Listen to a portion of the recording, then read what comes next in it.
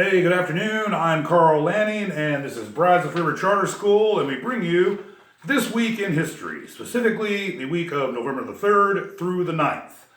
Well, let's see. On November the 3rd, 1957, the Soviet Union is generally credited with putting the first living thing into space. In this case, Lika. Lika was a stray dog that was found on the streets of Moscow. The word Lika in Russian means bark, but it's also a synonym for mutt, and that's truly what Lika exactly was. Lika was put into orbit. However, unfortunately, there was not a safe return. The Soviets, for many, many years, were very closed-mouthed about this. In 2002, we finally found out what was very likely the truth. The Soviet government wanted this particular mission, and it was a big deal, to coincide with the 40th anniversary of the Communist Revolution. Therefore, the engineers weren't really given enough time to develop a proper life support system. Lika lived 5 to maybe 7 hours in orbit, extreme heat and primarily stress. The poor animal's heartbeat was 3 times normal. So on this day, Lika was launched into orbit. Let's see, last week I had mentioned to you as a little tease, how many would remember exactly what that was all about? Well, on this day, November 4th of 1979, Iranian revolutionaries stormed the U.S. Embassy in Tehran. They seized all the members of the embassy. The female and black Americans were released, but 52 other hostages were kept for the next 444 days by the Iranian revolutionaries. They were released January the 20th, 1981, at exactly the moment that Ronald Reagan was taking his oath of office. Nobody is quite sure exactly about the timing of that. Only the Iranians would know. It has spawned a lot of conspiracy theories over the years, but we honestly don't really know. Then, on November the 4th of 1879, Mr. Will Rogers was born.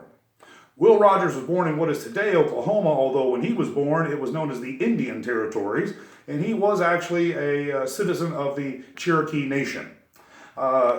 He worked as a cowboy, worked in rodeo for a number of years, traveled the world as a performer in Wild West shows, and ended up on the vaudeville stage in New York City doing rope tricks. He was really, really good at it. Well, one day he started just ad-libbing observations while he was on stage. The crowds loved it. They loved his Western drawl. They loved his sense of humor, and specifically his wit. By the time 1935 rolled around, when he died tragically in a plane crash, he had made 71 movies and had written over 4,000 syndicated newspaper articles. If you want to get an idea of how good a roper he was, because he was magnificent, there is a 1922, I believe it is, silent film called Ropin' Fool that you can find on YouTube. It is mind-blowing what that man can do with a rope.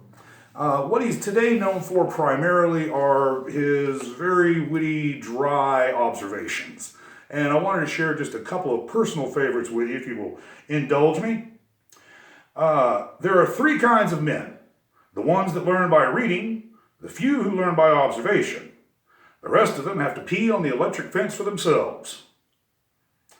Good judgment comes from experience, and a lot of that comes from bad judgment.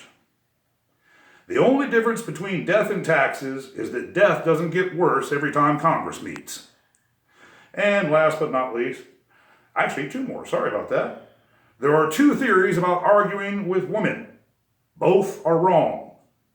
And now, last but not least, diplomacy is the art of saying nice doggy until you can find a rock. Well, that is it for this week in history.